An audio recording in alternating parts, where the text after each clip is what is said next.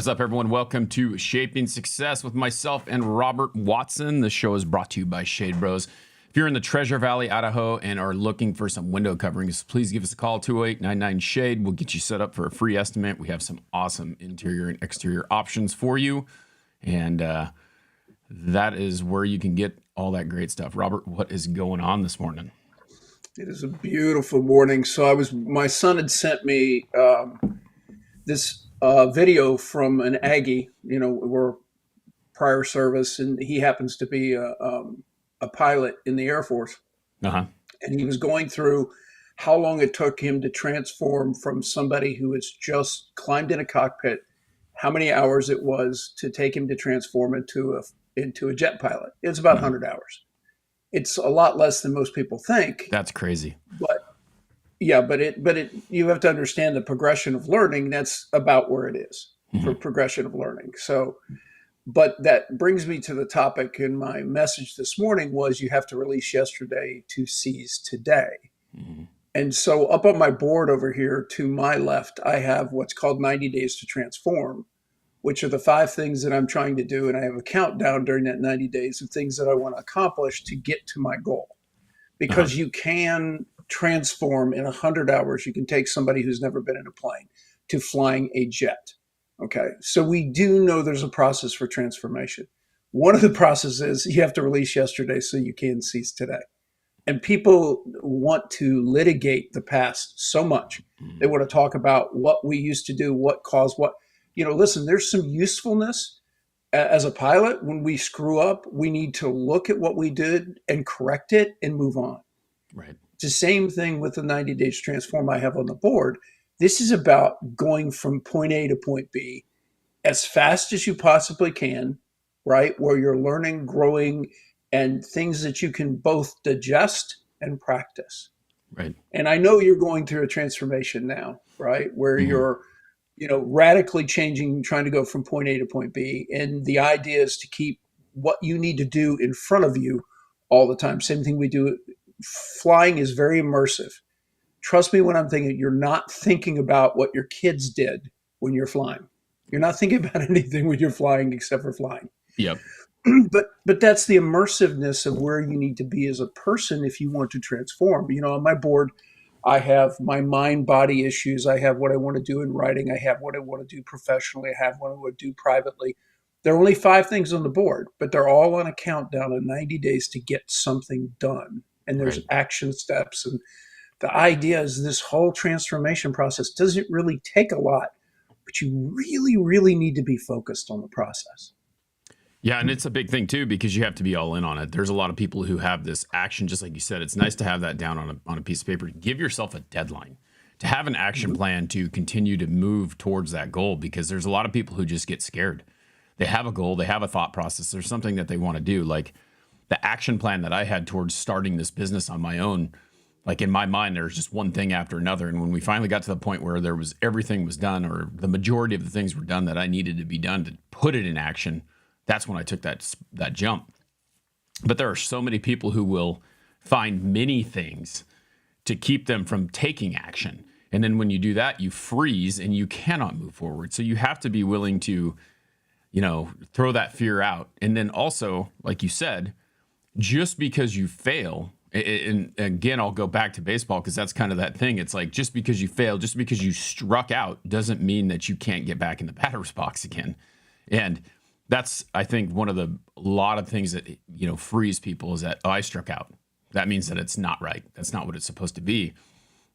And you have to take that look and you have to take that and think, it's like that song, some of God's greatest gifts are unanswered prayers. Like, he doesn't answer that prayer because it wasn't what he has in mind for you, but he showed you that wasn't it. And now what are you going to do to get what you want? How are you going to make that happen? You have to try and create that place to make yourself move forward. You have to put in the work. Sometimes it's like you didn't do enough. You didn't do the things that I need you to do to get there. And that's what you have to do. You have to figure out a way to keep moving forward. Yeah. Most of the time people ask me, how I've survived all my near-death experiences. And I always say the same thing. I work the problem. Just because my first solution, if I'm going down in a plane If my first solution doesn't work, I work the problem. You continue to work the problem because you do have a deadline. Yeah. It's the same thing when I have parachute failures or whatever. You have a deadline. Okay. You really seriously do. So you have to work the problem. And I think that's a good way of putting it in life is give yourself a deadline and work the problem. Don't move the deadline, work the problem. Right. Because that's what life is really about is continuing to work the problem. And sometimes even I forget that. And so that's why I got my little dry eraser board, put it up there. And I said, because, I've got to finish a novel over the summer from start to finish. I'm 130 pages in. I have 90 days to go. Not only do I have to finish it, but I have to get it to a publisher. Right. So I have to stay really, really focused and I have to work the problem. And there is no option for me. My idea here is to finish the rough draft in the next 20 days. Yep. So that I can then go back and spend some time with the draft and see how it feels and all that kind of stuff. But you have to know what you're trying to get to. The reality is I cannot, typical author stuff, my last book does not matter to this book. Yep. Whether I was successful or whether I wasn't is irrelevant. This is a brand new book. Right. It's a brand new flight. It's a brand new company you're starting. It's not the old company. Okay. Every problem is different, so you have to work it accordingly. Just work the problem. Right. And always, like you said, give yourself a deadline. Mm-hmm. You have to, because if you don't give yourself a deadline, then it's never going to get done. Looking at what Nikki wrote down here, it's like, it's simple, but I'm going to tape the words, work the problem, and post it on my mirror. And that is a great way to do something. I've seen people take a dry erase marker and write on there, this is what I have to do. These are the steps, so that every morning you walk in there or every time you go to the bathroom or whatever you do, you have to stare that in the face and go, well, I didn't do this. I didn't do that. One of the challenges that I found is that I'm sitting there thinking about, like, would it be fun? What would it be? I was talking to, I can't remember who the hell I was talking to the other day, but we were talking about, like, I walk into a grocery store and I see a kid working, bagging groceries. And I remember that I did that when I was in high school. And I thought, is this the end of my career? Am I going to spend the rest of my life sitting here bagging groceries?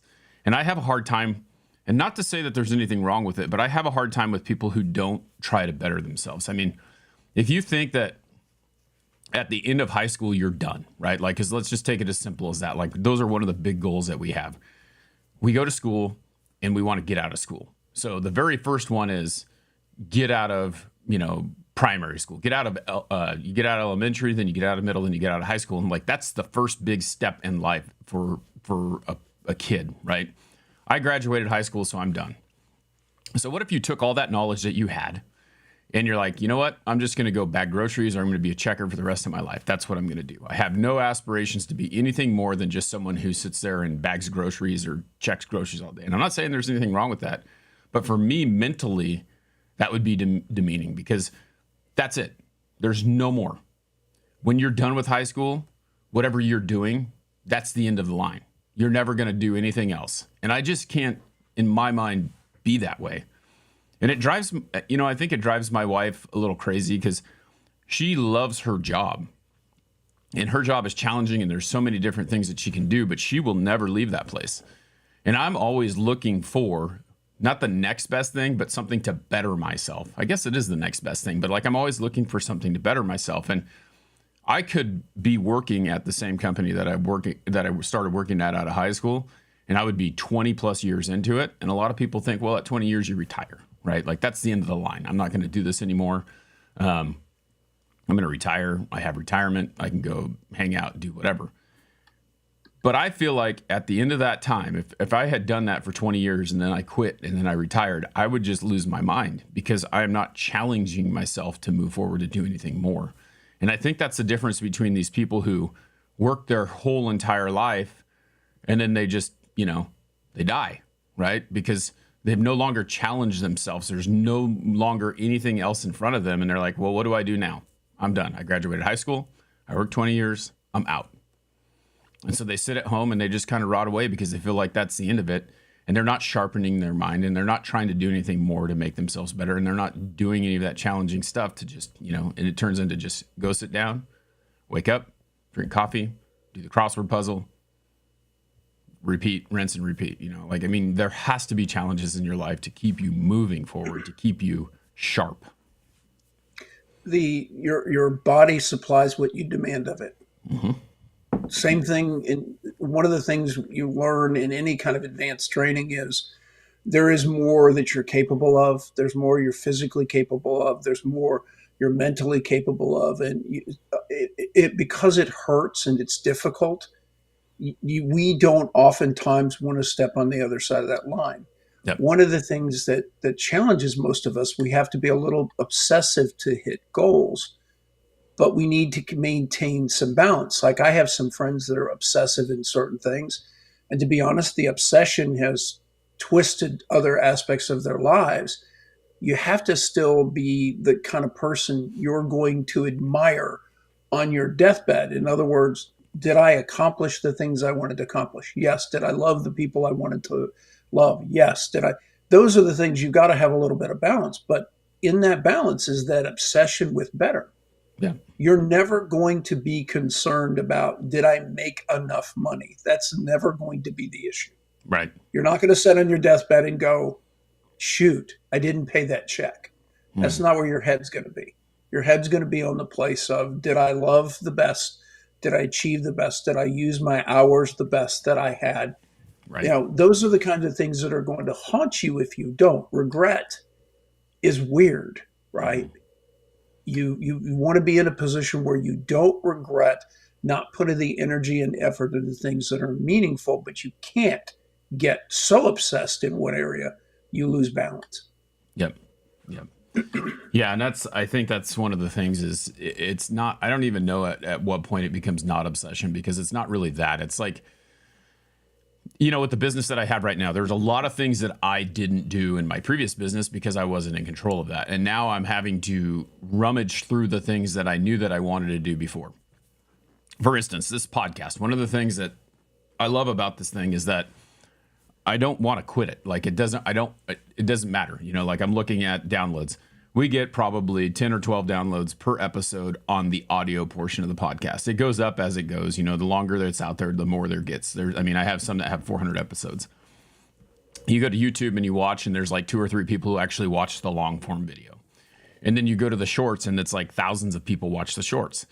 Same thing on TikTok, same thing on these other things. We get these downloads in certain ways. And what is the best way to get the retention? So we're sitting here working on the retention over and over again. And I have to say, I haven't been really good about marketing, to an open audience right away. So like on Instagram, I can go and post, this current episode comes out today. I can post it on Instagram and show people, hey, it's out right now. Go listen to it, go watch it, go do whatever with it. But it is something that I am passionate about and trying to figure out a way to make it happen. And recently, for some reason, I started getting all these followers on Instagram. Like I finally outran my following. Like I follow well over 3,000 people. And then now I'm starting to upward of people following me of over 4,000 now. To some people, that's not huge, but you get to that 10,000 mark and you can do a lot more stuff because Instagram actually says, well, you've got 10,000 followers. Now we're going to give you this. We're going to give you these tools that you can use that you couldn't use before. So the goal is always to get there, and you're looking at those goals and what's it going to take to get to that next level. So watching that growth, it's happening somehow, some way, but we're putting in the reps every single Monday, every single, we were doing it 2 days a week for whatever, but we're sticking with that, putting in those reps. And I've had thought process about this podcast for a long time, and I haven't talked to you about it, but we have talked about it, but the name is one thing. That this is something different than what I started. And I've always wanted to do another one, a different one. Shaping Success started as this is what I was going to do. Then it shifted to that. It started out as building a business. And then I found out that as I was building that for me, it was not benefiting me the way that I thought it would be. It was benefiting my previous employer. I'm not interested in benefiting my previous employer anymore. I'm interested in benefiting me. So I have this idea that I've had for a very long time, and I'm gonna do it. And I just ordered a couple chairs yesterday because the whole idea behind having the studio is to have in-person interviews. How am I going to do that? Well, I have to have a chair there, and I have to have a chair there, and then I have the camera pointed at me and the realtor the local business. I'm going to narrow down the podcast to be a local podcast. I'm going to have a second one, so we'll continue to do ours. And I'm going to have this local one that comes in and showcases these local businesses and realtors and people like that to help them have a benefit by getting their name out there and actually growing what you and I started talking about 2 or 3 years ago, this Shaping Success Network, where I have multiple podcasts on the same platform, on the same channel, and I'm getting my name out there even more. Those are the thought processes that you have that I think a lot of people would be like, well, this podcast is getting 10 downloads on the audio. No one's hearing it. No one's listening. No one's tuning in, because you can look at that 10 and go, there's 10 people who, that's it. That's all it is. I'm only reaching 10 people, and there's millions and millions of people in this world. That could shut a lot of people down. And I'm not, that's not how I am. Like I'm not wired to quit, and I'm not going to. I'm going to find another way to reinvent the wheel and keep pushing forward. It's just how life is.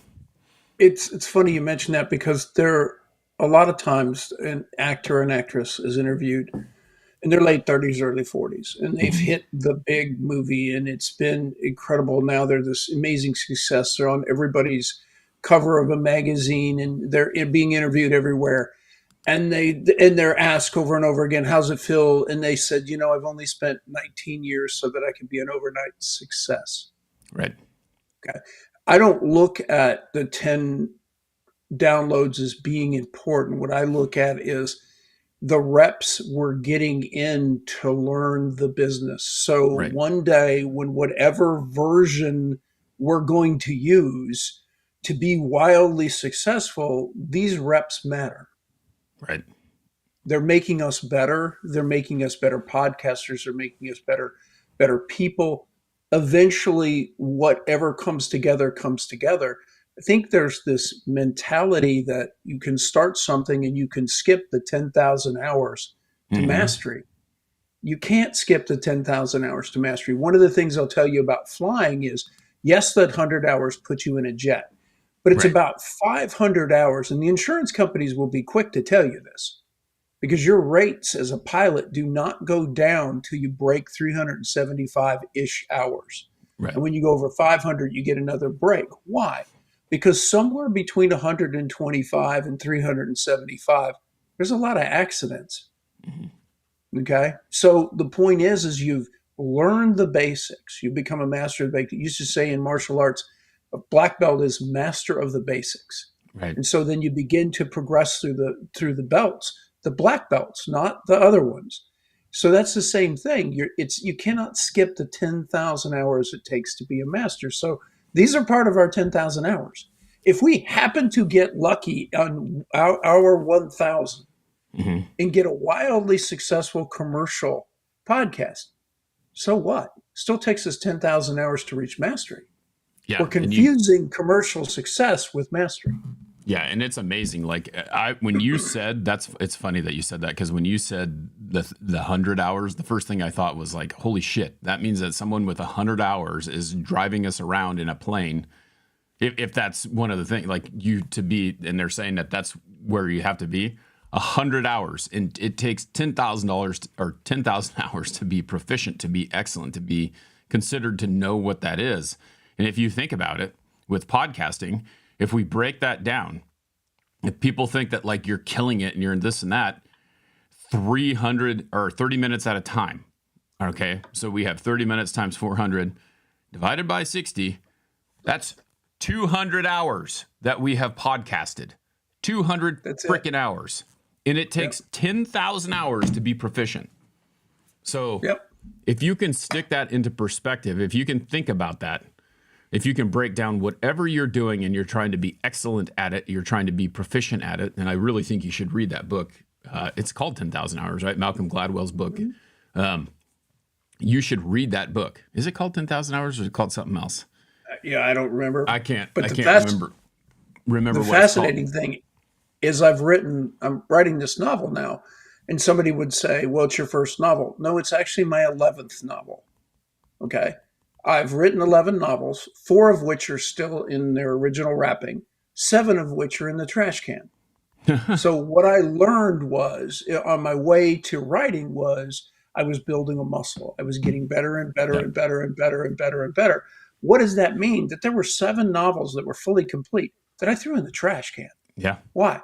They were awful. Hmm. Okay, by my standards today. I wrote an intro to this current novel, sent it over to my youngest son. He called me up.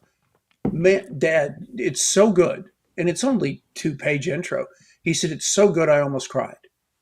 Yeah. He said, that intro is so good. Well, that intro was the product of 10 novels to be able to write an intro that was good. How many pages is it? That's 400 pages. That's 4,000 pages of writing. And I can promise you, more than 10,000 hours of writing novels. Right. Yeah, and Can't skip it.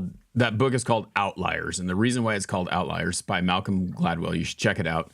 But it talks about like what it takes to get there, and there's a simple thing. I think the first chapter he talks about Canadian hockey players born at a certain time, and basically what it amounts to is they're born in like I think it's January, and what happens is it gives them like 3 seasons of hockey every single year to play hockey because they're born at a certain time. They're able to catch every single season. They start in January. By the time they turn 5, when the hockey season starts, it starts in January, and then there's like 3 seasons to play hockey. So they get to that point where they have played so much hockey they hit 10,000 hours before anyone else, and that's why they become professional athletes. They talk about the Beatles and how the Beatles became really good at what they were, like a great band. Well, they were playing these 24-hour strip clubs. They were playing these clubs nonstop. So they got to that 10,000 hours before other people did, and that's how they became successful. So whatever it is that you're doing, Nikki's in here, she's talking in the chat room. And one of the things that I was thinking about as she was talking about that is she's going to Toastmasters. She wants to become a better speaker. So think about that amount of time that you've spent at Toastmasters, Nikki. Think about how if it's an hour a day, you've spent this amount of time at Toastmasters, an hour a week for how long? Just like I was talking about the podcasting, we do that's a rough average. Robert and I I've been podcasting for 400 and something episodes. Depends on if it was an hour, depends on if it was a half hour. Typically we try to stick within a half an hour. 400 episodes at a half an hour is only 200 hours. That's nothing. That is absolutely nothing when you compare it to the 10,000 hours. So when people have this goal of what they want to do and they're trying to be proficient at it, go back to the person who was bagging groceries.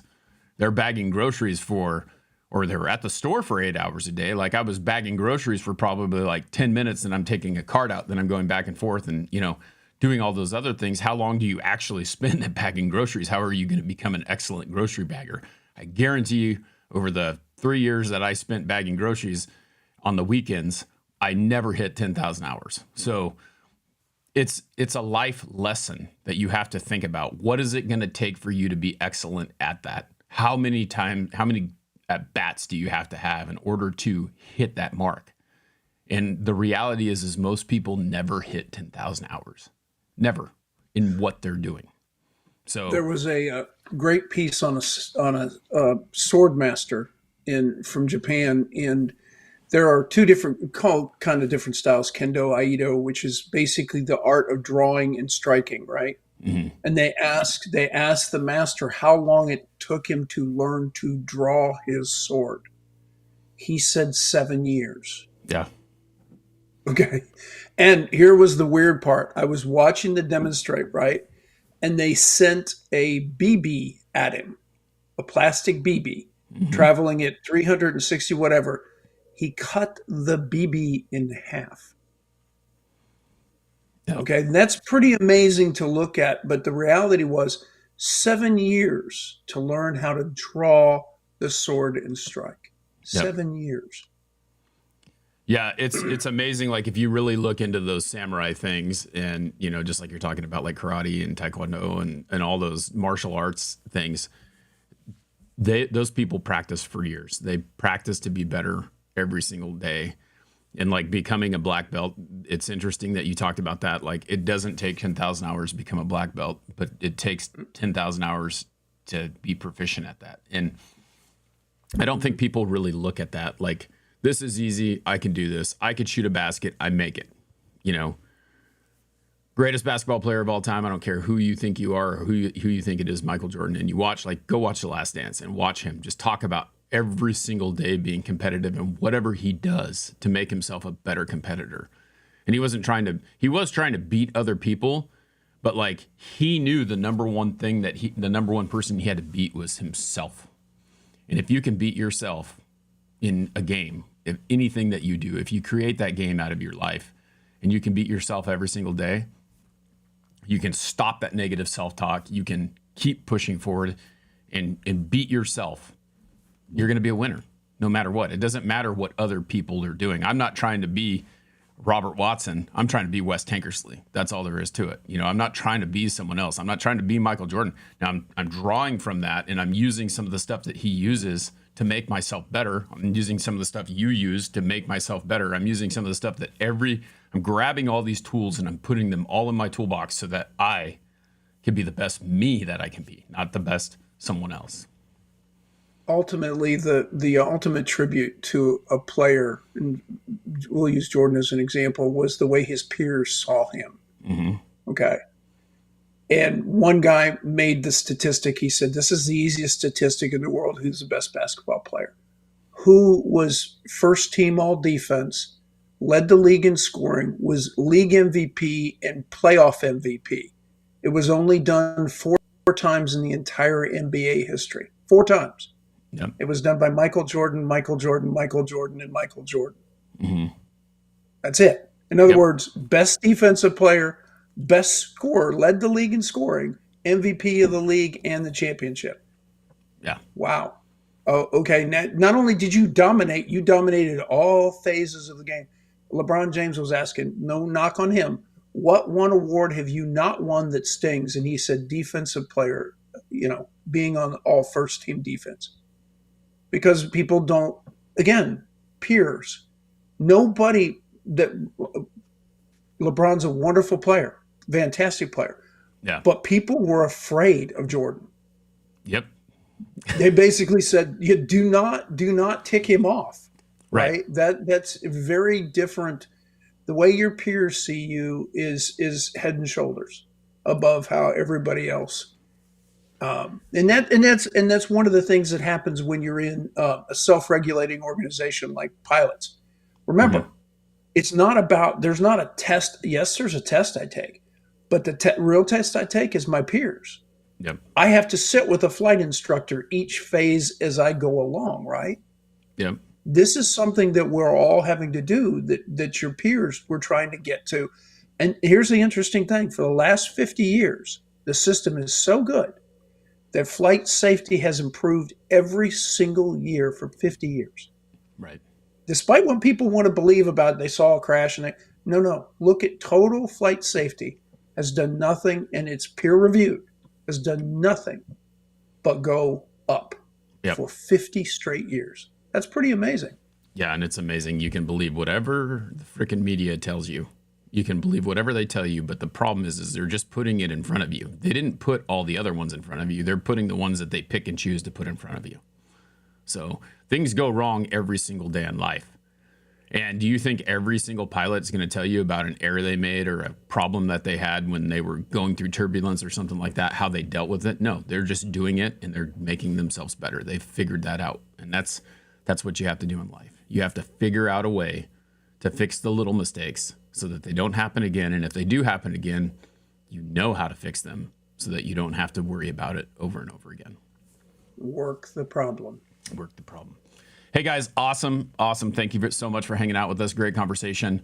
Remember to move forward every single day. Thanks for tuning in. We will be back on Monday, and I hope you have a great week.